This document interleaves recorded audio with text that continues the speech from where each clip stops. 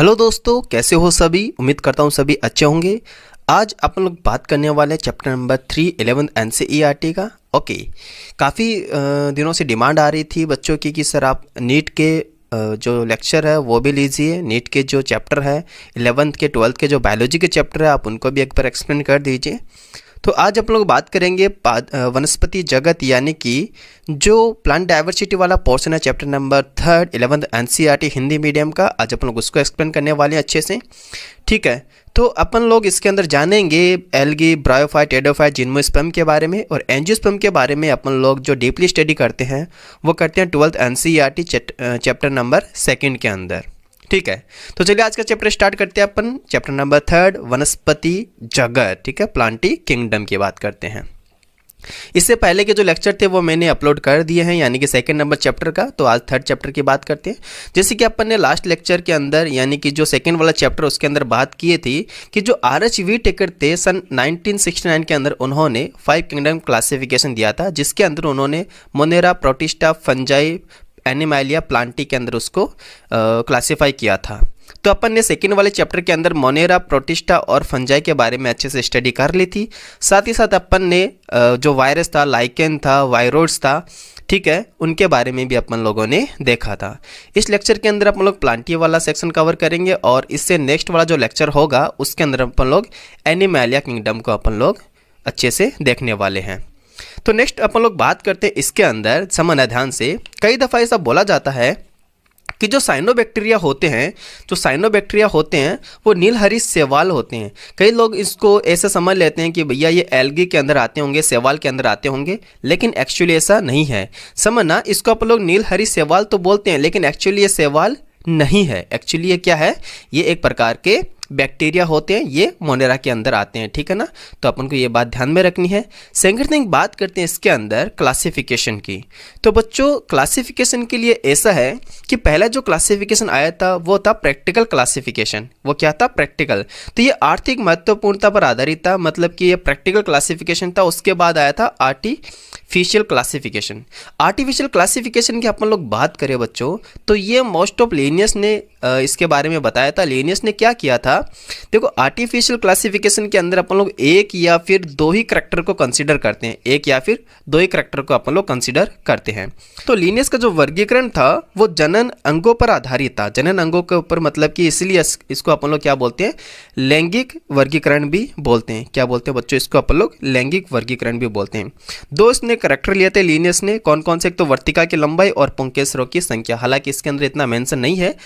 उसने क्या किया था कि कायिक जो करैक्टर होते हैं, जो वेजिटेटिव करैक्टर होते हैं, और साथ ही साथ जो पुमंग की रचना होती है, इनको एक समान उन्होंने मान्यता दी थी। पर एक्चुअली ऐसा बिल्कुल भी नहीं है, ठीक है ना।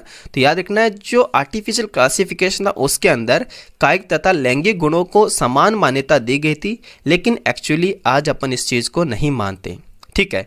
उसके बाद आता है नेचुरल क्लासिफिकेशन यानी कि प्राकृतिक वर्गीकरण।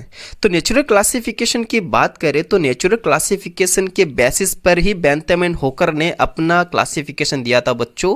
याद रखना इस चीज़ के ऊपर, इसी के ऊपर वो बेस्ड था। तो नेचुरल क्लासिफिकेशन के ऊपर ही ये बेस्ड था। तो इस वर्गीकरण के अंदर अपन लोग आकारिक के लक्षण या फिर शारीरिक के लक्षण को कंसिडर करते हैं, ठीक है। नेक्स्ट बात करें इसके अंदर तो इसमें मोस्ट ऑफ जो करैक्टर होते हैं उसको अपन लोग इंक्लूड करते हैं। तो प्राकृतिक जो संबंध होते हैं बाह्य गुणों के आधार पर या भीतरी गुणों के आधार पर, ठीक है, शारीरिक, भ्रूण विज्ञान, पादप रसायन, इन सभी को अपन लोग इस क्लासिफिकेशन के अंदर बेस बनाते हैं। ये आधार होते हैं जिनके आधार पर अपन इसको क्लासिफिकेशन करते हैं। तो पुष्पी पादपों का इस वर्गीकरण को बेंथम एंड होकर ने सुझाया था। सिंपल सी बात है, बेंथम एंड होकर ने इसी क्लासिफिकेशन के बेसिस के ऊपर प्लांटी को क्लासीफाई किया था। और इन्होंने अपनी एक बुक भी पब्लिश की थी बच्चों। इन्होंने क्या किया था, एक बुक भी पब्लिश की थी जिसका नाम है जेनेरा प्लांटेरम। क्या नाम है जिसका, जेनेरा प्लांटेरम नामक इन्होंने पुस्तक भी लिखी थी। ओके, नेक्स्ट आप लोग बात करते हैं इन फ्यूचर यानी वर्तमान के अंदर जातिवृत्तीय वर्गीकरण, इसका मतलब क्या होता है? फाइलोजेनेटिक क्लासिफिकेशन होता है। ये जो फाइलोजेनेटिक क्लासिफिकेशन होता है ये इवोल्यूशनरी रिलेशनशिप को कांटेक्ट करता है, इवोल्यूशनरी रिलेशनशिप को ये लिंक करता है। इवोल्यूशनरी रिलेशनशिप को लिंक करने का मतलब क्या होता है? इससे ये पता चलता है कि समान टेक्सा के जो जीव होते हैं उनके एंसेस्टर कोई ना कोई एक ही हुआ था, ठीक है ना। तो एक ही एंसेस्टर से ये समान टेक्सा के जीव यहाँ पर प्रेजेंट है। ये सारी बातें कौन बताता है अपन को? फाइलोजेनेटिक क्लासिफिकेशन बताता है। क्लियर है इतना? ओके। नेक्स्ट आप लोग बात करते हैं इसके अंदर न्यूमेरिकल क्लासिफिकेशन की। तो न्यूमेरिकल क्लासिफिकेशन की बात करें तो इसके अंदर ही कंप्लीटली कंप्यूटराइज्ड होता है। इसके अंदर जो करैक्टर होते हैं उसको या फिर नंबर देते हैं या फिर कोई ना कोई कोड दिया जाता है, ठीक है। सिंगल कोड दे देते हैं या फिर उसको नंबर दे देते हैं। तो नॉर्मली ऐसे क्लासिफिकेशन जो होते हैं वो कंप्यूटर बेस्ड होते हैं। सिंपल सी बात है। नेक्स्ट आप लोग बात करते हैं कुछ आजकल जो क्लासिफिकेशन आप लोग करते हैं वो और ज़्यादा डीप करैक्टर को लेके करते हैं, जैसे क्रोमोसोम की संख्या हो गई, ठीक है, रचना हो गया, व्यवहार हो गया, इन सभी को अपन लोग यूज करते हैं आजकल जो क्लासिफिकेशन अपन लोग करते हैं। ये तो होगी सिंपल सी बात जो कि क्लासिफिकेशन के बेसिस पे थी। अब बात करते हैं आप लोग प्लांट किंगडम के अंदर पहला सवाल यानी कि एल्गी जिसको अपन लोग बोलते हैं। समझना एल्गी के बारे में कुछ बातें आप लोग जान लेते हैं। एल्गी जो शब्द है, जो टर्म्स है वो लिनियस ने दिया था, लिनियस ने इसको प्रपोज किया था। और स्टडी ऑफ एल्गी अपन क्या बोलते हैं याद रखना? फाइकोलॉजी या फिर एल्गोलॉजी अपन बोलते हैं, ठीक है। तो नीट के पर्पज से अपन को ये याद रखना, फाइकोलॉजी। नेक्स्ट अपन लोग बात करते हैं शैवाल जो होते हैं वो पर्णहरित युक्त होते हैं, यानी इनके पास क्लोरोफिल प्रेजेंट होते हैं, सिंपल होते हैं, याद रखना। थैलॉइड इनकी स्ट्रक्चर होती है, थैलस इनकी संरचना होती है, ऑटोट्रॉफ होते हैं, स्वपोषी होते हैं और मेनली कैसे होते हैं? एक्वाटिक होते हैं। एक्वाटिक के अंदर ये फ्रेश वाटर में भी रह सकते हैं या फिर ये वेराइन वाटर में भी ये मिल सकते हैं। साथ ही साथ बात करें तो ये जहाँ पर मॉइस्चर प्रेजेंट होती है, चाहे वो लकड़ी हो या मिट्टी हो, मॉइस्ट मिट्टी हो, वहाँ पर भी ये अपन को मिलते हैं। इसके साथ साथ ये लाइकेन के ऊपर ध्यान समझना बच्चों, कुछ कवक यानी जो लाइकेन से संबंधित भी होते हैं और कुछ होते हैं जो जंतुओं से संबंधित होते हैं, जैसे अपन को याद रखना स्लॉथ बियर, ठीक है, स्लॉथ रिच जिसको बोलते हैं, स्लॉथ बियर अपन इसको बोलते हैं। अब इसके आकार की बात कर लेते हैं, इसके आकार की यानी इसके माप की बात कर लेते हैं। इसकी जो शेप के अंदर बहुत ही ज़्यादा वेरिएशन मिलता है। जैसे कि अपन इसको सूक्ष्मदर्शी से देखते हैं तो एक कोशिकीय जो एल्गी होता है वो क्लेमाइडोमोनास होता है। वही अगर बात करें कॉलोनी के अंदर क्या होते हैं? वॉल्वॉक्स होते हैं एंड फिलामेंटस जो होते हैं, जैसे यूरोथ्रिक्स अपन को याद रखना, स्पायरोगारा याद रखना। तो ये सारे अपन को याद रखना है। एक चीज़ मैं आपको और बताना चाहूँगा, देखो यूलोथ्रिक्स और स्पायरोगारा दोनों ही कैसे होते हैं? फिलामेंटस होते हैं। ये नीट के पर्पज से बता रहा हूँ, थोड़ा सा डीप लेकिन यूलोथ्रिक्स एंड स्पायरोगारा अपन को पता चल गया दोनों ही फिलामेंटस होते हैं। एक तो होता है ब्रांच्ड फिलामेंटस, एक होता है अनब्रांच्ड, यानी कि एक तो शाखित होता है और दूसरा अशाखित होता है। तो ये जो स्पायरोगायरा होता है बच्चों, स्पायरोगायरा जो होता है वो अशाखित तंतुमयी होता है, ठीक है। अनब्रांच्ड फिलामेंटस होता है, अशाखित होता है, ये याद रखना, ठीक है, अशाखित होता है। और जो यूरोथ्रिक्स होता है वो शाखित तंतुमय होता है। ये नीट के पर्पज से, ओके, 11th के पर्पज से ये नहीं है। तो वही अगर बात करते हैं, कुछ सवाल ऐसे भी होते हैं जो बहुत विशालकाय होते हैं, जैसे कैल्प अपन को याद रखना है। इसके अंदर अगर रिप्रोडक्शन की बात करें तो ये वेजिटेटिव, एसेक्सुअल एंड सेक्सुअल तीनों टाइप का रिप्रोडक्शन शो करते हैं। वेजिटेटिव जो होता है वो फिशन के द्वारा होता है, खंडन विधि के द्वारा होता है, ठीक है। इसके अंदर एक जितने भी पार्ट टूटते हैं वो नया थैलस का निर्माण कर लेता है। अगर एसेक्सुअल रिप्रोडक्शन की बात करें तो इसके अंदर जूस्पोर बनते हैं। जूस्पोर आपको पता है मोटाइल होता है क्योंकि इनके अंदर फ्लैजिला प्रेजेंट होते हैं, ओके। नेक्स्ट बात करते हैं अपन लोग सेक्सुअल रिप्रोडक्शन की। तो सेक्सुअल रिप्रोडक्शन जो होता है उसके अंदर दो गैमीट का फ्यूजन होता है, जिससे क्या बनता है? जाइगोट का निर्माण होता है। तो ये जो गैमीट्स होते हैं इनके अंदर कुछ गैमीट्स जो होते हैं जिनके अंदर फ्लैजिला प्रेजेंट होते हैं और इनका शेप साइज भी इक्वल होता है, ठीक है। ऐसे गैमीट को अपन लोग क्या बोलते हैं? आइसोगैमस बोलते हैं। क्या बोलते हैं बच्चों? आइसोगैमस टाइप के बोलते हैं। यानी हिंदी में इसको बोलते हैं समयुग्मकी बोलते हैं। यानी इसका मतलब क्या होता है? समान युग्मकों का संलयन। तो मेल एंड फीमेल गैमेट जो होते हैं वो शेप साइज के अंदर इक्वल होते हैं। एग्जांपल अपन को याद रखना, क्लेमाइडोमोनास। देखो आजकल क्लेमाइडोमोनास को अपन लोग याद नहीं करते हैं क्योंकि आप लोगों ने देखा होगा अब जो 2018 के बाद का सिलेबस है उसके अंदर क्लेमाइडोमोनास को कंप्लीटली हटा दिया गया है। लेकिन कहीं ना कहीं ये आने के चांसेस है क्योंकि ये पहले बुक के अंदर जरूर था। सेकेंड थिंग बात करते हैं अपन लोग, कुछ ऐसे भी होते हैं जिनके अंदर फ्लैजिला तो नहीं होते लेकिन वो वो फिर भी इक्वल होते हैं शेप साइज के अंदर। जैसे एग्जांपल आपको याद रखना, स्पायरोगायरा। तो ऐसे जनन को अपन क्या बोलते हैं, आइसोगेमस टाइप का बोलते हैं, यानी कि समयुग्मकी बोलते हैं। सेकंड आता है एन आइसोगेमस, जिसको अपन लोग क्या बोलते हैं बच्चों, असमयुग्मकी बोलते हैं। इसमें क्या होता है, इसमें दोनों गेमेट्स के जो साइज शेप होते हैं वो डिफरेंट होता है, असमान होते हैं। जैसे कि क्लेमाइडोमोनासी अपन को इसके अंदर याद रखना है। इसके साथ साथ अपन को नेक्स्ट याद रखना है ऊगेमस टाइप का। ऊगेमस टाइप के अंदर आता है नॉर्मली एक छोटा नर गतिशील नर युग्मक होता है और एक बड़ा अगतिशील मादा युग्मक होता है। ठीक है, तो नॉर्मल सी बात है, जो मेल गैमेट होता है वो तो मोटाइल होता है और फीमेल गैमेट जो होता है वो नॉन मोटाइल होता है। एग्जाम्पल अपन को याद रखना, वॉल्वॉक्स एंड फ्यूकस इसका एग्जाम्पल होता है। देखो मैं आपको एकदम से लाइन टू लाइन बता रहा हूँ, अच्छे से एक्सप्लेन कर रहा हूँ, आप लोग अच्छे से इसको समझिए, फिर एक बार एनसीईआरटी को जरूर रिवाइज करना है। नेक्स्ट अपन लोग बात करते हैं वेरी वेरी इंपॉर्टेंट, क्योंकि ये जो एल्गी होते हैं ये मनुष्य के लिए बहुत ही ज़्यादा यूजफुल है। जैसे कि मैं आपको बताऊं कि अर्थ के ऊपर जितने भी फोटोसिंथेसिस के प्रोसेस होती है, यानी CO2 का जो फिक्सेशन होता है उसका आधा भाग तो कौन कर देते हैं भैया, नॉर्मली शैवाल ही करते हैं, एल्गी ही करते हैं, क्योंकि आपको पता है ये फोटोसिंथेटिक होते हैं। ये जो डायग्राम है ये अपन को डायरेक्टली याद रखना है। ठीक है, तो पहला जो दे रखा है ये ग्रीन एल्गी यानी कि हरित शैवाल का हो गया, ये ब्राउन एल्गी का और ये रेड एल्गी के हैं। तो ग्रीन एल्गी के जो पहला एग्जांपल है ये दे रखा है वॉल्वॉक्स, सेकंड वाला है क्लेमाइडोमोनास, थर्ड वाला है कारा। और ब्राउन एल्गी का ये जो फर्स्ट एग्जांपल दे रखा है, डायग्राम दे रखा है, ये लेमिनेरिया है, ये वाला फ्यूकस है और ये वाला डिक्टियोटा है।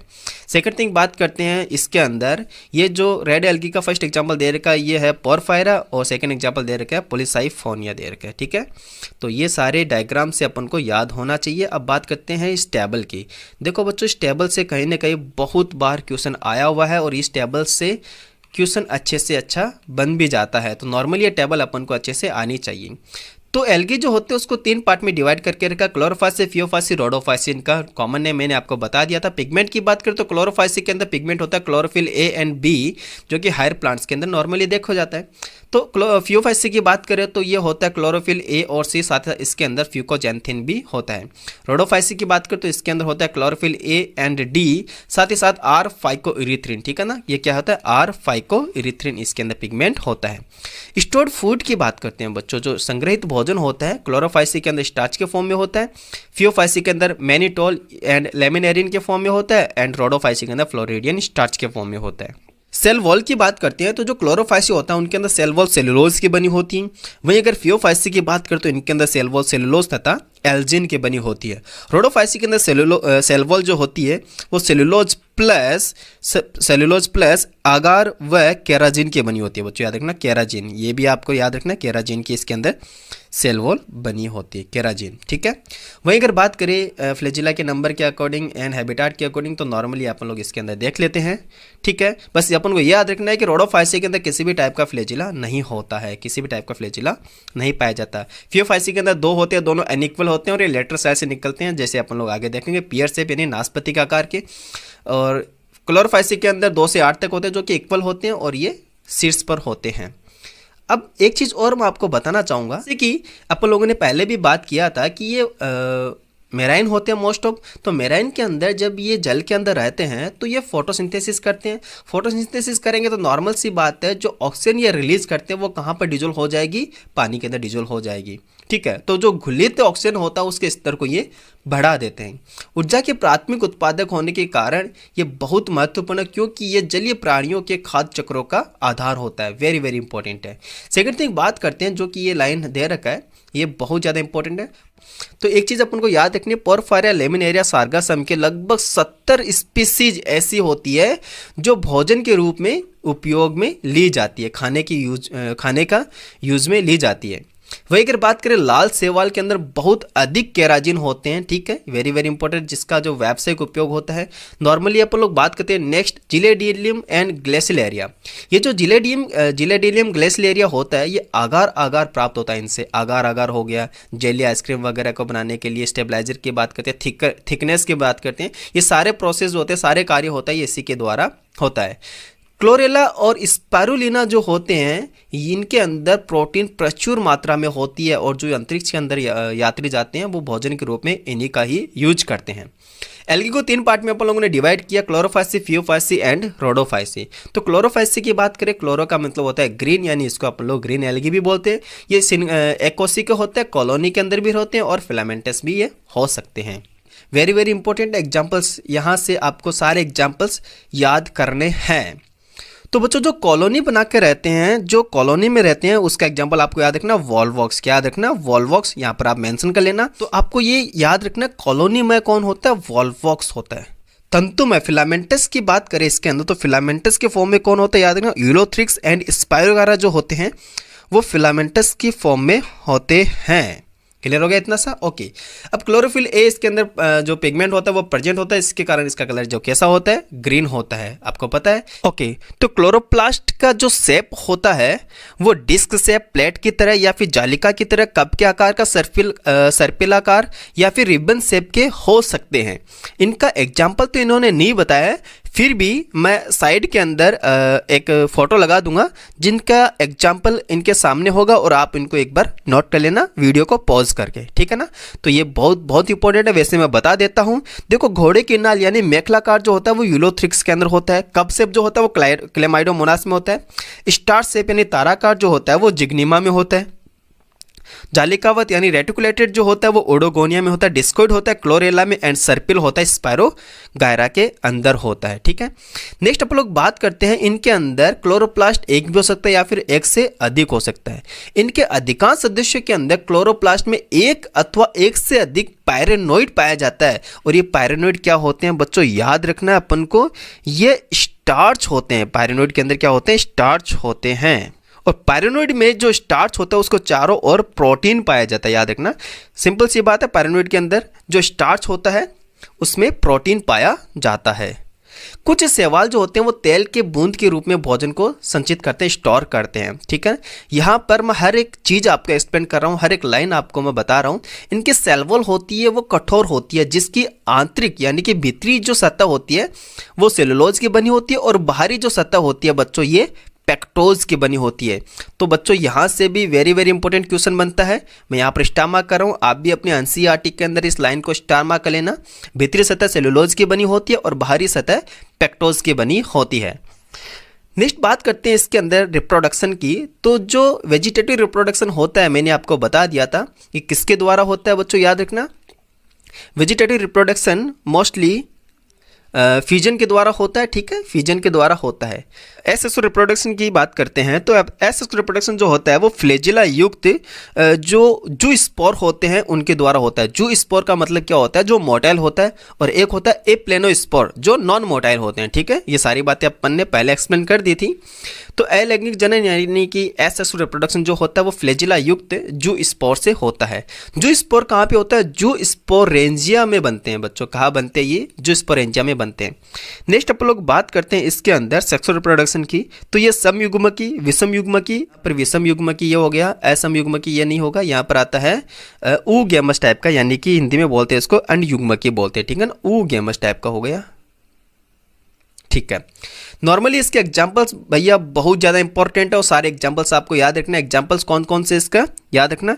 क्लेमाइडोमोनास, यूलोथ्रिक्स, स्पाइरोगायरा, कारा एंड वॉल्वॉक्स। तो क्लेमाइडोमोनास, ठीक है, यूलोथ्रिक्स, स्पाइरोगायरा, वॉल्वॉक्स एंड कारा। तो ये सभी एग्जाम्पल्स वेरी वेरी इंपॉर्टेंट है। नॉर्मली अपन को ये सभी चीज़ें आनी चाहिए, साथ साथ इनके जो डायग्राम दे रखा है वो भी अपन को याद होना चाहिए। फियोफाइसी की बात करते हैं। फियोफाइसी जो होते हैं वो ब्राउन एल्गी होते हैं, भूरे शैवाल होते हैं, समुद्री आवास में पाए जाते हैं। मेनली ये मैराइन होते हैं, ठीक है। मेनली क्या होते हैं? ये मैराइन होते हैं। नॉर्मल सी बात है। इसके अंदर अपन लोग बात करें, इनके शारीरिक आकार और आकृति में बहुत ज़्यादा विभिन्नताएं होती है, बहुत ज़्यादा ये वेरिएशन इनके अंदर होती है। जैसे कि मैं आपको बताऊं कि इनके अंदर तंतु में जो होते हैं, तंतु में संरचना जो होते हैं, तंतु संरचना वो किस में होते हैं? एक्टोकार्पस में होते हैं। याद रखना, तंतु में संरचना किस में होते हैं? एक्टोकार्पस में होते हैं। वहीं अगर बात करें सघन या साकित जैसे कि कैल्प हो सकते हैं, तो कैल्प की जो ऊंचाई होती है बच्चों याद रखना ये 100 मीटर तक हो सकती है। तो आप देख सकते हो इसके अंदर माप एंड आकार में कितनी ज़्यादा वेरिएशन हो रही है ना। यहाँ पर ये शाकित हो सकते हैं, सिंपल भी देख रहे हैं अपन को, फिलामेंटस भी देख रहे हैं, और बहुत लंबे यानी कि 100 मीटर तक के इनकी ऊंचाई हो सकती है। देन आप लोग बात करें इनके अंदर कि इनके अंदर जो क्लोरोफिल होता है वो ए, सी एंड केराटिनॉइड ज़ैंथोफिल प्रेजेंट होता है, इसी के बेसिस पर ये ब्राउन होते हैं। तो इनका जो कलर का शेड है वो इतना वेरिएशन क्यों करता है, कई दफ़ा अपन को जैतूनी हरा से लेकर ये भूरे रंग तक देखने को मिलते हैं। ऐसा क्यों होता है? ऐसा इसलिए होता है क्योंकि इनके अंदर ज़ैंथोफिल पिगमेंट प्रेजेंट होता है, और ज़ैंथोफिल पिगमेंट एंड फ्यूकोजेंथिन की जो मात्रा होती है उस पर यह डिपेंड होता है। स्टोर्ड फूड की बात करें, जो संचित भोजन होता है वो लेमिनेरिन एंड मैनिटोल के फॉर्म में होता है। बच्चों याद रखना, लेमिनेरिन एंड मैनिटोल के रूप में इसके अंदर स्टोर्ड फूड होता है, संचित भोजन होता है। अब इसके अंदर बात करते हैं अपन लोग सेल वॉल की। तो जो सेल वॉल होती है वो सेलुलोज की बनी होती है, और इसके बाहर एक आवरण होता है जो आपको याद रखना है एल्जिन का आवरण होता है। बच्चों किसका आवरण होता है? एल्जिन का। कहने का मतलब इतना सही है कि कोशिका भित्ति के अंदर जो आंतरिक परत होती है वो तो सेलुलोज की बनी होती है, और जो बाहरी परत होती है वो एल्जिन की बनी होती है। और एल्जिन क्या होता है? फाइकोकोलाइड ही होते हैं, ठीक है ना, नॉर्मल सी बात है। नेक्स्ट आप लोग बात करते हैं इसके अंदर, ध्यान से समझना, इनमें 3 भाग होते हैं। इनके अंदर जो बॉडी होती है शैवाल की, इसके 3 भाग होते हैं। कौन कौन से? पहला होता है होल्ड फास्ट। होल्ड फास्ट क्या होता है? ध्यान समझना, इसको अपन होल्ड फास्ट बोलते हैं, हिंदी में इसको संलग्नक बोलते हैं। होल्ड फास्ट ये सबस्ट्रेट से जुड़ता है। किससे जुड़ता है बच्चों? ये सबस्ट्रेट से जुड़ता है। सेकंड बात करते हैं, इसके अंदर आता है स्टाइप, जिसको हिंदी में व्रंत बोलते हैं। सेकंड क्या होता है? व्रंत। और थर्ड आता है जो पत्ती की तरह का संरचना होता है, जिसको हिंदी में अपन लोग लेमिना बोलते हैं और इंग्लिश में अपन इसको फ्रॉड बोलते हैं, जो कि फोटोसिंथेटिक पार्ट होता है। तो अगर आपसे पूछे कि फियोफाइसी के अंदर जो बॉडी होती है शैवाल की, उनमें फोटोसिंथेटिक पार्ट क्या होता है, तो ऑप्शन में आपको मिलेगा या तो संलग्नक मिलेगा, या व्रंत मिलेगा, या फिर पत्ते की तरह जो संरचना होती है वो। तो आपको याद रखना, जो पत्ती की तरह संरचना होती है जिसको अपन लोग फ्रॉड यानी कि लेमिना बोलते हैं, वही फोटोसिंथेटिक वाला पार्ट होता है, वही प्रकाश संश्लेषण करता है। अगर इनके अंदर रिप्रोडक्शन की बात करें तो जो कायिक जनन होता है वो विखंडन के द्वारा होता है। सिंपल सी बात है, नॉर्मली अपन लोग इसको देख चुके हैं। अगर अलैंगिक जनन की बात करें बच्चों, ये बहुत ही ज्यादा इंपॉर्टेंट है, इसको स्टार मार्क कर लेना। अलैंगिक जनन जो होते हैं वो नाशपाती के आकार के 2 फ्लैजिला युक्त जो स्पोर के द्वारा होता है। याद रखना, इनके अंदर 2 फ्लैजिला होते हैं जो किधर से निकलते हैं? याद रखना, ये लैटरल साइड निकलते हैं, पार्श्व रूप में ये जुड़े रहते हैं, और ये दोनों फ्लैजिला अनइक्वल होते हैं, ठीक है ना। याद रखना, असमान होते हैं, अनइक्वल होते हैं। नेक्स्ट अपन लोग बात करें इनके अंदर सेक्सुअल रिप्रोडक्शन की। नेक्स्ट बात करते हैं बच्चों इसके अंदर सेक्सुअल रिप्रोडक्शन की। तो इनके अंदर जो लैंगिक जनन होता है वो तीनों ही टाइप का होता है। कौन कौन सा? समयुग्मकी, विषमयुग्मकी एंड उगेमस यानी कि अनयुग्मकी टाइप का होता है, ठीक है। ओके, तो युग्मक जो होते हैं वो पायरिफॉर्म के होते हैं बच्चों। याद रखना, जो गैमेट होते हैं इनके अंदर वो पायरिफॉर्म का मतलब क्या होता है? नाशपाती के आकार के इनके अंदर गैमेट्स होते हैं, जिसमें पार्श्व में 2 फ्लैजिला निकले होते हैं। इसके एग्जाम्पल्स की बात करें तो एक्टोकार्पस, डिक्टियोटा, लेमिनेरिया एंड सार्गासम, साथ ही साथ फ्यूकस, ये सारे एग्जाम्पल्स अपन को याद रखने हैं। सारे एग्जाम्पल अपन को याद रखना है। अब देखो, नीट के पर्पज से मैं आपको बताऊं तो सार्गासम को अपन लोग खाड़ी की खरपतवार भी बोलते हैं। याद रखना, क्या बोलते हैं इसको अपन लोग? खाड़ी की खरपतवार भी बोलते हैं। सेकंड थिंग मैं बात करूं फ्यूकस एंड इसके साथ साथ लेमिनेरिया, तो फ्यूकस एंड लेमिनेरिया की अगर मैं बात करूं तो इनके अंदर आयोडीन का प्रचुर स्रोत होते हैं। ये इनके अंदर आयोडीन जो होता है वो बहुत ज़्यादा मात्रा में पाया जाता है ना। तो ये कुछ नॉर्मल सी बात है जो आप लोगों को आना चाहिए। अगर आप लोग नीट की प्रिपरेशन कर रहे हो तो ऑब्वियस सी बात है, आपको सब कुछ ही आना चाहिए जो एनसीईआरटी में दे रखा है उससे रिलेटेड। नेक्स्ट अपन लोग बात करते हैं इसके अंदर रोडोफाइसी को अपन लोग क्या बोलते हैं? रेड एल्गी यानी कि लाल शैवाल बोलते हैं। इनका जो लाल रंग होता है वो आर फाइकोइरिथ्रिन पिगमेंट के कारण होता है। ये जो रेड एल्गी होते हैं भैया, ये समुद्र के अंदर गहराई में भी पाए जाते हैं और समुद्र की सतह पर भी पाए जाते हैं। कहने का मतलब है कि ये ऐसी जगह भी मिल सकते हैं जहां पर प्रकाश नहीं पहुंच पाता, और ये समुद्र के ऊपर भी ये पाए जाते हैं, है ना। तो नॉर्मल सी बात है, ये समुद्र के अंदर नॉर्मली आपको अधिक गहराई के अंदर मिलेंगे। तो लाल शैवाल का जो लाल थैलस होता है वो बहुकोशिकीय होता है बच्चों। याद रखना, इनका जो थैलस होता है मोस्टली कैसा होता है? मल्टी सेलुलर यानी कि बहुकोशिकीय होता है। खास बात क्या है इसके अंदर जो अपन को याद रखना है? देखो, इनके अंदर आर फाइकोसाइनिन पिगमेंट एक होता है, आर फाइकोइरिथ्रिन पिगमेंट। तो आर फाइकोसाइनिन जो पिगमेंट होता है वो नीला रंग प्रोवाइड करवाता है, और आर फाइकोइरिथ्रिन जो पिगमेंट होता है वो लाल रंग प्रोवाइड करवाता है। तो लाल शैवाल का लाल रंग अपन को पता चल गया, फाइकोइरिथ्रिन की अधिकता के कारण होता है। ओके, नेक्स्ट अपन लोग बात करें इनके अंदर जो भोजन होता है वो फ्लोरिडियन स्टार्च के फॉर्म में स्टोर्ड होता है, ठीक है। और इसके अंदर बात करें तो इनमें जो स्टार्च की संरचना होती है वो एमाइलो प्रोटीन और ग्लाइकोजन की तरह ही होती है, ठीक है ना, एमाइलो प्रोटीन एंड ग्लाइकोजन की तरह ही होती है।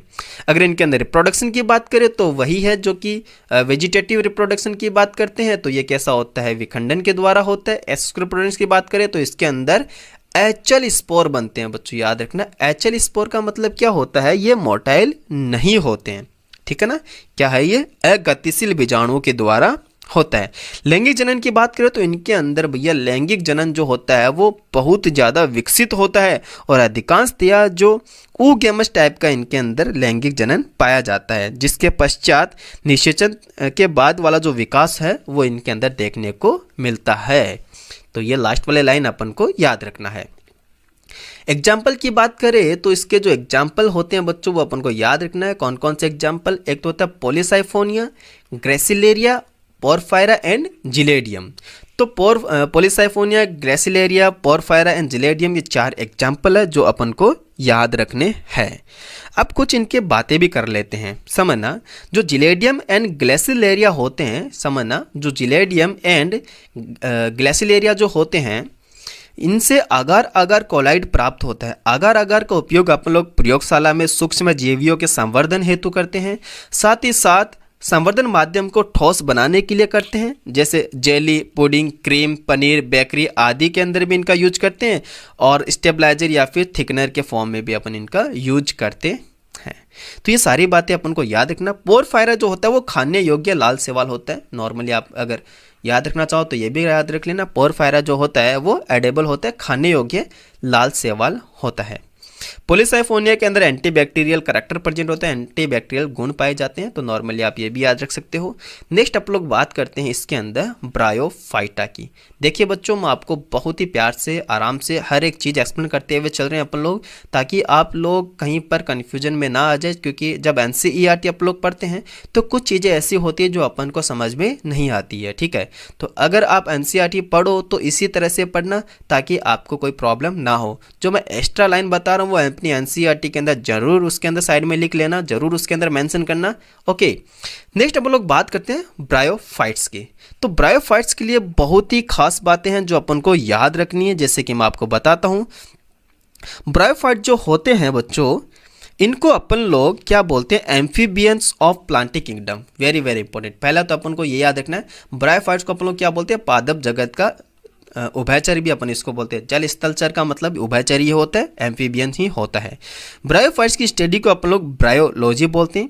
पहले फर्स्ट लैंड प्लांट होते हैं, हालांकि इनके अंदर जो वेस्कुलर टिश्यू होते हैं, जाइलम फ्लोएम वगैरह जो होते हैं वो इनके अंदर नहीं होते हैं, ठीक है ना, क्योंकि ये सक्सेस नहीं रहे हैं, ये लैंड के अंदर या टेरिस्टिशियल, ये सक्सेस प्लांट नहीं है, ये जमीन के ऊपर कंप्लीटली नहीं रह सकते। साथ ही साथ ये मल्टी सेलुलर होते हैं, ओके। कैसे होते हैं, मल्टी सेलुलर होते हैं। इसकी लाइफ साइकिल जो होती है वो हैप्लोडिप्लॉन्टिक टाइप की होती है। हालांकि एल्गी की लाइफ साइकिल कैसी होती है बच्चों याद रखना, मैंने शैवाल की लाइफ साइकिल नहीं बताई आपको, ये हैप्लॉन्टिक टाइप की होती है, बट ब्रायोफाइटा की जो लाइफ साइकिल होती है वो हैप्लोडिप्लॉन्टिक होती है, ये अपन को याद रखना है, ओके।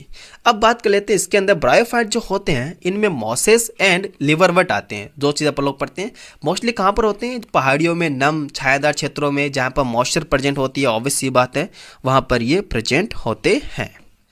नेक्स्ट अपन लोग बात कर लेते हैं इनके अंदर, ये कुछ डायग्राम दे रखा है। पहला डायग्राम है जो लिवरवर्ट का दे रखा है, जिससे कि किसका है, ये मार्केंसिया का है, जिसके अंदर एक तो मेल है दूसरा फीमेल है। सेकंड जो एग्जांपल दे रखा है वो दे रखा है मॉसेस के अंदर आ गए, 2 आ गए, तो फ्यूनेरिया आ गया, दूसरा स्फेग्नम आ गया, ठीक है, ओके। नेक्स्ट अपन लोग बात करते हैं इसके अंदर, समझना ये टेरिस्टिशियल तो होते हैं, ये भूमि के ऊपर जीवित तो रह सकते हैं, जैसे मैंने बताया था कि ये फर्स्ट लैंड प्लांट होते हैं, प्रथम स्थलीय पादप है, लेकिन इनके अंदर वेस्कुलर टिश्यू यानी कि जो 7 उत्तक होते हैं, जाइलम फ्लोएम, वो इनके अंदर नहीं होते हैं।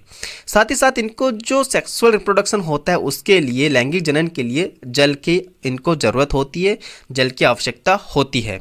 नेक्स्ट बात करें इनके अंदर, तो जो पादप का शैवाल होता है, समझना इनकी जो बॉडी होती है वो शैवाल की अपेक्षा अधिक विभेदित होती है। ठीक है, अधिक विभेदित होने का मतलब क्या होता है, जैसे अपन लोग एल्गी के अंदर देखे थे कि उनका जो बॉडी स्ट्रक्चर था वो कंप्लीट थैलोइड था, थैलस टाइप का था। अपन उसके अंदर डिफ्रेंशिएट नहीं कर सकते थे कि भैया कौन सा रूट है, कौन इसके अंदर स्टेम है, कौन इसके अंदर लीफ है।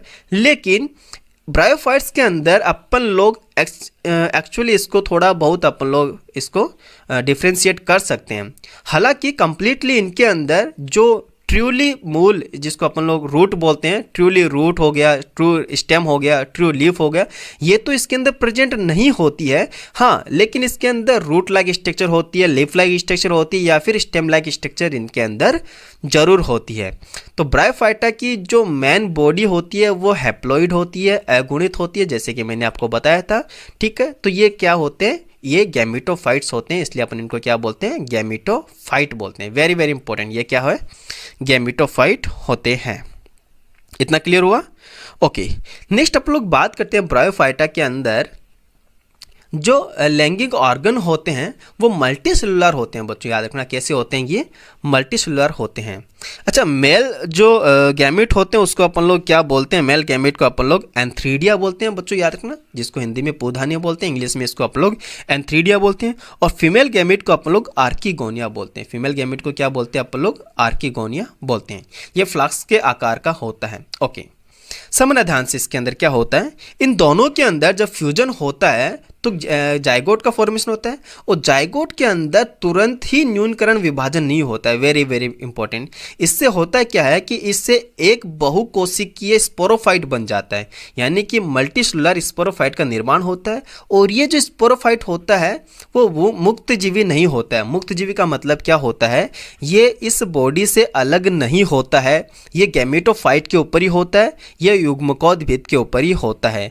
इसीलिए मैं आपको बताना चाहूँगा कि ये जो गैमेटोफाइट होता है ये फोटोसिंथेटिक होता है, और जो स्पोरोफाइट बनता है ये इसी गैमेटोफाइट के ऊपर प्रेजेंट होता है, और साथ ही साथ जो अपना फूड वगैरह होता है, पोषण वगैरह होता है, वो इसी गैमेटोफाइट से लेता है। तो याद रखना, स्पोरोफाइट जो होता है वो कंप्लीटली किसके ऊपर डिपेंड होता है, युग्मकोद्भिद यानी कि गैमेटोफाइट पर होता है। तो स्पोरोफाइट जो होता है वो गैमेटोफाइट के ऊपर डिपेंड होता है, कंप्लीटली डिपेंड होता है। ओके, ठीक है। इकोनॉमिक इंपॉर्टेंस की अगर आप लोग बात करते हैं तो ब्रायोफाइटा की जो इकोनॉमिक्स इंपॉर्टेंस है, आर्थिक महत्व है, उसकी बात करें तो बहुत ही कम है, लेकिन जितने भी है बहुत ही अच्छा है। पहला आता है मृदा अपक्षण को रोकना है, मृदा अपक्षय को रोकना। अपक्षय को रोकने का मतलब क्या होता है, ब्रायोफाइटा या फिर कुछ मोसेस होती है वो मिट्टी के ऊपर एक घना सा आवरण बना लेती है। क्या बनाती है, घना सा आवरण बना लेती है, और ये आवरण क्या करता है, बरसात होने पर मृदा को कटने से बचाता है। यानी नॉर्मल सी बात है, मृदा के अंदर कटान आ जाएगा तब मिट्टी क्या हो जाएगी, धंसने लग जाती है। ठीक है, उसका अपक्षरण होने लग जाता है, तो ये अपक्षरण से इसको रोकता है। पहली बात तो ये। सेकंड बात करते हैं, ये जल को रोकता है। कुछ स्फेग्नम की जो स्पीसीज होती है उनके अंदर जल अवशोषण की बहुत ही ज़्यादा क्षमता होती है। Very very important. ठीक है, तो पानी को रोकने की बहुत ही ज़्यादा इनके अंदर क्षमता होती है। सेकंड एक बात करें, स्फेग्नम जो होता है वो पीट प्रदान करता है, और ये जो पीट होता है वो ईंधन के रूप में अपन लोग काम करते हैं। ठीक है ना, फ्यूल के तौर पे अपन लोग इसका काम करते हैं। साथ ही साथ इसका उपयोग अपन लोग पैकेजिंग के लिए, कुछ पदार्थों को एक जगह से दूसरे जगह तक स्थानांतरित करने के लिए अपन इनका यूज करते हैं। ठीक है, तो ये सारे जो इकोनॉमिक इंपॉर्टेंस है वो ब्रायोफाइट्स के अपन को आना चाहिए। ब्रायोफाइट्स के अंदर दो चीज़ों के अंदर अपन इसको डिवाइड कर रखा है, एक तो लिवरवर्ट आता है, दूसरा क्या आता है बच्चों, मोसेज आता है। ओके, तो लिवरवर्ट के अंदर ज़्यादा कुछ नहीं है, लेकिन जितना भी देर का है वो बहुत ही ज़्यादा इंपॉर्टेंट है और अपन को याद होना चाहिए। इनके अंदर राइजोइड प्रेजेंट होते हैं बच्चों। पहला पॉइंट तो ये अपन को याद रखना, इनके अंदर क्या होते हैं, राइजोइड। क्या होते हैं, मैं यहाँ पे लिख भी रहा हूँ, राइजोइड इनके अंदर प्रेजेंट होता है। अब देखो राइजोइड्स का मतलब क्या होता है, ये यूनिसेलुलर अनब्रांच्ड होते हैं। वेरी वेरी इंपॉर्टेंट, ये यूनिसेलुलर होते हैं। ठीक है, और साथ ही साथ ये अनब्रांच्ड होते हैं। ये मैं क्यों बता रहा हूँ, क्योंकि मोसेस के अंदर जब अपन लोग देखेंगे उनके जो राइजोइड्स होते हैं वो मल्टी सेलुलर होते हैं और ब्रांच्ड होते हैं। तो ये नीट के पर्पज से वेरी वेरी इंपॉर्टेंट है, बहुत ही ज़्यादा इंपॉर्टेंट ये हो जाता है। सेकंड थिंग बात करूँ, इनके अंदर जो स्पोरोफाइट होते हैं लिवरवर्ट्स के अंदर, वो 100% पैरासाइट होते हैं। पैरासाइट का मतलब ये कंप्लीटली किस पे डिपेंड होते हैं, गैमेटोफाइट के ऊपर डिपेंड होते हैं। थर्ड बात करूँ तो इनकी जो बॉडी होती है फूड, सीटा एंड कैप्सूल के अंदर डिवाइड होती है और ये नॉन फोटोसिंथेटिक होती है। इसके एग्जाम्पल्स मैंने आपको बता दिया था। इसके एग्जाम्पल्स जो होते हैं वो मार्केंसिया होते हैं। एग्जाम्पल क्या होते हैं, मार्केंसिया होते हैं, साथ ही साथ आपको याद रखना है रिक्सिया। तो 2 एग्जाम्पल होते हैं जो लिवरवर्ट्स के लिए इंपॉर्टेंट है। बाकी इसके अंदर जो दे रखा है वो इतना खास है नहीं है। पहला तो आपको राइजोट के बारे में याद रखना है, ठीक है। इसके अंदर अलैंगिक जनन की बात करें, एक्सेस रिप्रोडक्शन की बात करें तो ये विखंडन तथा विशिष्ट संरचना के अंदर, जिसके अंदर क्या होता है, जेमा कप प्रेजेंट होता है। अब ये जेमा कप के लिए क्या खास बात है जो अपन को इसके अंदर याद रखना है, समझना ध्यान से। जेमा कप जो होता है, जिसको आप लोग कई दफ़ा गेमा कप भी बोलते हैं, ये ग्रीन होता है, मल्टीसेलुलर होता है और ये एसेक्सुअल बर्ड होते हैं। 3 चीज़ें याद रखना आपको, क्या, ये ग्रीन होता है, हरी होती है, मल्टीसेलुलर यानी कि ये बहुकोशिकीय होती है और ये एसेक्सुअल बर्ड होती है, अलैंगिक कलियां होती है। ये छोटे छोटे पात्रों के अंदर जिन्हें जेमा कप बोलते हैं, ठीक है, जिन्हें क्या बोलते हैं आप लोग, जेमा कप बोलते हैं, उनके अंदर ये प्रेजेंट होती है। अब इनसे होता क्या है, इनसे जब ये एक जो मेन प्लांट बॉडी होती है, जो पेरेंटल प्लांट बॉडी होती है, उनसे अलग होकर ये नया प्लांट का फॉर्मेशन करती है। तभी तो अपने इसको क्या बोलते हैं, एसेक्सुअल रिप्रोडक्शन बोलते हैं, ठीक है ना। तो एसेक्सुअल रिप्रोडक्शन के अंदर अपन को याद रखना किसके द्वारा होता है बच्चों, याद रखना ये जेमा कप के द्वारा होता है। Very very important. तो नेक्स्ट हम लोग बात करते हैं इसके अंदर स्पोरोफाइट, जैसे कि मैंने बता दिया था, ये 3 पार्ट में डिवाइड होता है, 3 भागों में ये विभाजित होता है। और मैंने आपको बताया था कौन कौन से पार्ट, फूड, सीटा और कैप्सूल के अंदर ये डिवाइडेड होता है। फूड, सीटा एंड कैप्सूल के अंदर डिवाइड होता है। जैसे एग्जांपल्स मैंने आपको बताया था, एक तो मार्केंसिया और दूसरा एग्जांपल था रिक्सिया, ठीक है। और नेक्स्ट आप लोग बात करते हैं इसके अंदर, नेक्स्ट बात करते हैं मोसेस की। अब ध्यान से समझना, मोसेस, देखो मोसेस के लिए कुछ खास बात है जो इंपॉर्टेंट है, जो अपन को याद रखनी है। ये मोसेस के अंदर जीवन चक्र की प्रभावी अवस्था क्या होती है, युग्मकोद्भिद होती है। इसकी 2 अवस्था होती है, इसके 2 पार्ट होते हैं। कौन कौन सी अवस्थाएं होती है, युग्मोद्भिद में 2 अवस्थाएं होती है। पहली तो होती है प्रोटोनीमा, जिसको अपन क्या बोलते हैं, जुवेनाइल स्टेज बोलते हैं। पहली कौन सी होती है, प्रोटोनीमा होती है। और दूसरी अवस्था होती है, याद रखना, वो होती है प्रणील अवस्था। क्या होती है दूसरी, प्रणील अवस्था, ठीक है। तो पहली तो होती है प्रोटोनीमा। ये जो प्रोटोनीमा होती है, इसकी खास बात क्या होती है, प्रोटोनीमा जो होती है वो तंतुमयी होती है, याद रखना, विसर्पीय होती है, ओके, ग्रीन होती है और शाखित संरचना होती है, याद रखना। ये सारी बातें किसके लिए, प्रोटोनीमा जो होती है वो तंतुमयी होती है, विसर्पीय होती है, हरी होती है यानी ग्रीन होती है, और साथ ही साथ अपन को याद रखना ये शाखित संरचना होती है जो बीजाणु के अंकुरण से बनती है।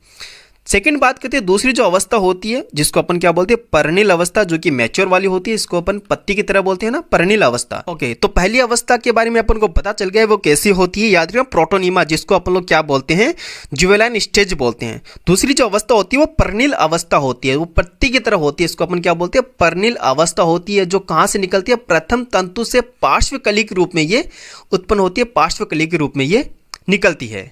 सेकंड थिंग अपन को क्या याद रखना है इसके अंदर, अगर आपसे पूछे कि मोसेस का यूनिक करैक्टर क्या होता है, क्या अगर मोसेस का आप लोगों को यूनिक करैक्टर पूछे तो वो बताना युग्मकोद्भिद पर पत्तियों का पाया जाना मोसेस का बेजोड़ लक्षण यानी कि यूनिक करैक्टर होता है, ठीक है ना। तो ये अपन को याद रखना है। सेकंड थिंग अपन क्या याद रखेंगे इसके अंदर, इस अवस्था में लैंगिक अंग जो होते हैं वो विकसित होते हैं, याद रखना, इस अवस्था में क्या होते हैं, लैंगिक अंग जो होते हैं वो विकसित होते हैं। सेकंड बात करते हैं मोसेस के अंदर जो कायिक जनन होता है वो सेकेंडरी, वेरी वेरी इंपॉर्टेंट है बच्चों, इसको स्टार मार्क कर लेना, ये बहुत ज़्यादा इंपॉर्टेंट है।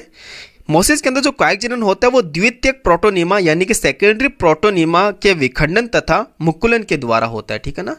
ये आपको याद रखना, डायरेक्टली इस लाइन को आप अंडरलाइन कर लेना। जो सेकेंडरी प्रोटोनीमा होता है उसके विखंडन एवं मुकुलन के द्वारा इसके अंदर कायिक जनन होता है। हॉर्सटेल की तरह ही जो मोसेस का स्पोरोफाइट होता है, ये भी खास बात है जो आपको याद रखनी है। इसके अंदर तो इन्होंने मेंशन इसके अंदर इतना नहीं किया है, लेकिन अपन को याद रखना है। हॉर्सटेल के अंदर जैसे जो स्पोरोफाइट होता है, वैसे ही मोसेस के अंदर जो स्पोरोफाइट होता है वो अर्ध परजीवी होता है, सेमी पैरासाइट फॉर्म में होता है, यानी कि यह प्रकाश संश्लेषी होता है। मोसेस के अंदर स्पोरोफाइट लिवरवर्ट की अपेक्षा अधिक विकसित होता है, ये बात भी अपन को याद रखना है। इसके अंदर जो स्पोरोफाइट होता है वो थोड़ा सा डेवलप हो जाता है कंपैरिजन टू लिवरवर्ट। मियोसिस के बाद में इसके अंदर स्पोर बनता है और मोसेस में स्पोर के विकिरण के अंदर बहुत ही विस्तृत प्रणाली होती है। इसके जो एग्जाम्पल्स होते हैं वो अपन को याद रखना, लाइक फ्यूनेरिया हो गया, पॉलीट्राइकम हो गया एंड स्फेग्नम हो गया। तो तीनों एग्जाम्पल अपन को मोसेस के लिए याद रखने हैं, ठीक है। तीनों एग्जाम्पल अपन को मोसेस के लिए बच्चों याद रखने हैं। तो ये हो गया अपना एल्गी एंड ब्रायोफाइट्स अपना कंप्लीट हो गया। अब रह गया टेरिडोफाइट रह गया एक तो, और अपना रह गया है टेरिडोफाइट के बाद में जिम्नोस्पर्म रह गया, ठीक है। तो टेरिडोफाइट एंड जिम्नोस्पर्म अपन लोग कवर करेंगे नेक्स्ट लेक्चर के अंदर, ठीक है ना। याद रखना pteridophyte and gymnosperm upon next lecture में कवर करने वाले। साथ ही साथ जो एंजियोस्पर्म के बारे में थोड़ी बहुत डिटेल्स अपन को दी है इसके अंदर, वो भी अपन लोग थोड़ी बहुत इसके अंदर देखेंगे, ताकि अपना जो चैप्टर है वो कम्प्लीटली प्रिपेयर हो जाए, कम्प्लीटली ये चैप्टर तैयार हो जाए, ठीक है ना दोस्तों।